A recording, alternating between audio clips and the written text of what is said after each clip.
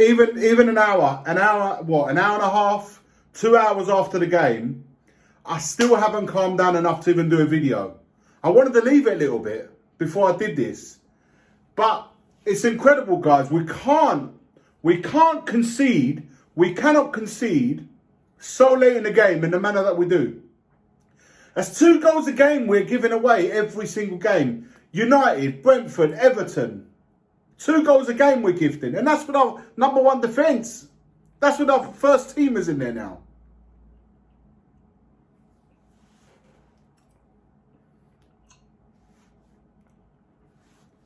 We've conceded 27 goals in the last 14 games. 1 clean sheet in that time.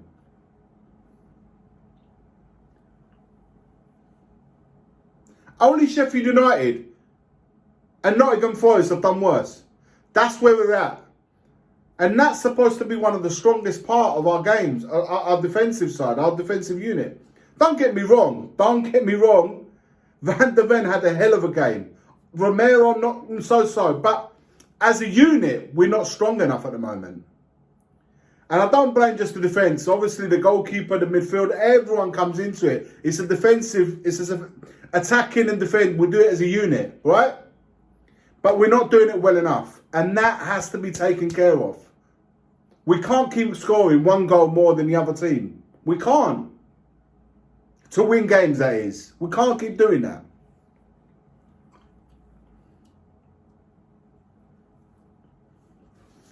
We started off really well, man. 3 minutes in, Richarlison scores a banger. 8 in 8. He goes on to get another one after we conceded a goal. By the way, we need to start talking about conceding these goals. Obviously, everyone's now watching us on the back of the Man City game. Everyone's watching us on the back of that goal that we conceded against Man City. All of a sudden, they're putting a man. They were always putting a man on him, but now we have to be a bit more proactive. We saw it against Man City. We saw it against Brentford. And again today, man.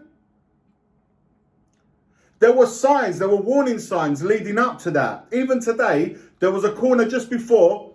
They were like putting it on him again. At Man City, there was warning signs there. Brentford as well. We have to be proactive. The coaching staff, manager, we have to be proactive. When something ain't working, we need to change it straight away. Warning signs should be the warning sign. Don't let it happen again a second or third time, because you're going to get done. There could be a foul. Maybe the keeper was a bit weak. Whatever. There's obviously a... Listen, Vicario can't be brilliant at everything. He's a brilliant shot stopper. He made an unbelievable save against the Everton left back where he tipped it over the bar. We know he's brilliant. He's brilliant in a lot of areas. This is one area that maybe there is a little bit of weakness. And that's absolutely fine because, listen, it is what it is, man. Everyone's got their strengths and their weaknesses. But we need to be counteractive. We need to be proactive in realising there's an issue there. And against Everton, Sean Dyche's team, you know the physicality factor is going to come into it. So we need to be a bit more proactive in regards to that. And maybe, just maybe, we won't concede those goals again. I'd like to see a man, one of our men, between the goalkeeper and that forward that's trying to cause the keeper a few issues. I'd like to see that being done straight away. 1, 2 corners are too many. Don't wait for the third and fourth to then concede. The referees are not giving it. They're not giving these fouls. The VAR, even after looking at it, they're not giving these fouls. We need to now. We cannot concede this type of goal again. That needs to be sorted out. That goal allowed Everton to come back into it, even though we had started really strongly. But you know what? We got past that. Richarlison, again, another banger. 9 and 8 games. He's doing his bit now. For all the criticism that we all have all given him, me included. And I don't want to hear people saying, Richarlison, I've always been... No. We've all been critical of Richarlison. He's doing his bit. Whether he's the man or not moving forwards, I don't know. But right now, in this moment, he's doing his bit. He scored the world in to make it 2-1 up. So now we're in front again. We could have got a third if Werner had watched his line a little bit. But even the finish in there, 1-on-1, it should be slotting it away. Fine, it was offside, we got away with it. But again, another area there, our wide players today, in the full functionality of the team weren't good enough. Today's performance, I'm judging today's performances, both our wingers weren't good enough, and they weren't much better even with the changes, which I'll get onto in a little bit as well. Well, do you know what? Let's get into it right now. Sarr came on. Sarr came on, and I've forgotten his name. Who else came on? Kulusevski came on for Brennan Johnson, and Sarr. Who did he come on for? He'll come back to me. It will come back to me. But those was fine, you know. Kulusevski coming on, Sarr coming on for Brennan Johnson, and it slips of mine who the other one, Bentancur. He come on for Bentancur.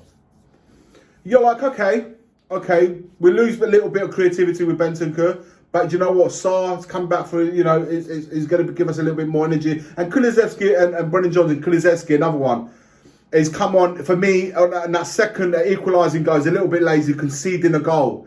That free kick, that very free kick that he was too lazy, tripped him up, caused the foul, caused us issues defending, and right at the death, they scored equaliser. It came from his foul. That I found that a little bit lazy. I'll be honest with you, that was a little bit lazy for my liking. So not the impact that I was hoping for from him coming on. Bentancur, yeah, last couple of games he's looked a little fatigued, but you know what? Listen, I'd have put Sarr on, but not for Bentancur. You know, players like Bentancur and Maddison, it's now more so than ever, it's very clear that we cannot do without. We cannot do without. The moment you take those players off, and we took Maddison off, we took Werner off, and Skip and Hill came on 6 minutes or something like that. Listen, you've got to look at it this way. This is not me criticising.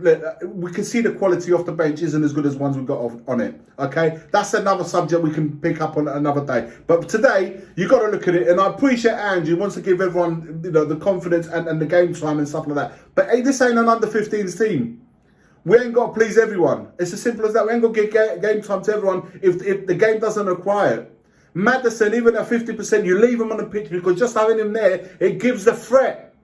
It gives the opposition, we need to keep an eye on Maddison, even if he's walking around, one pass and we're done. But by taking him off, think about it. You're an Everton player, or you're an Everton team, or you're an Everton fan. You look at it, you see Bentancur going off, you've got Maddison going off. You straight away, you're like, even if you're Sean Dyche and the coaching staff, you go, Maddison and Bentancur off. Okay, who's come on? Hill and Skip. Okay, I'm not overly worried about Hill. Skip, defensive player. Okay, but maybe they want to shore things up here. And then the last one, Højbjerg. Dragusin and Højbjerg.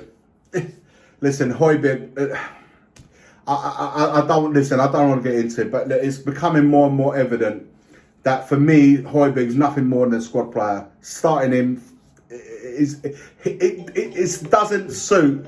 It doesn't suit the way we play anymore. And Højbjerg made too many errors for my liking. But we bring Dragusin on the 89th minute. Now, if you're an Everton player, fan, or coaching staff, what does that tell you? You see Skip coming on, Hill coming on, and Dragusin coming on. You're like, 5 minutes to go with 2-1 down. We're going for it now. If you're an Everton fan and you're an Everton world, you're going for it. Because it's clear with those changes that you've gone to defend. So now you're giving the opposition, bang, let's go for them. And you're having to defend because the changes, that's the sign that you've given. And now I'll come to Ange. To conclude the video, I'll come to Ange. I love Ange, man. Like you guys, I love Ange.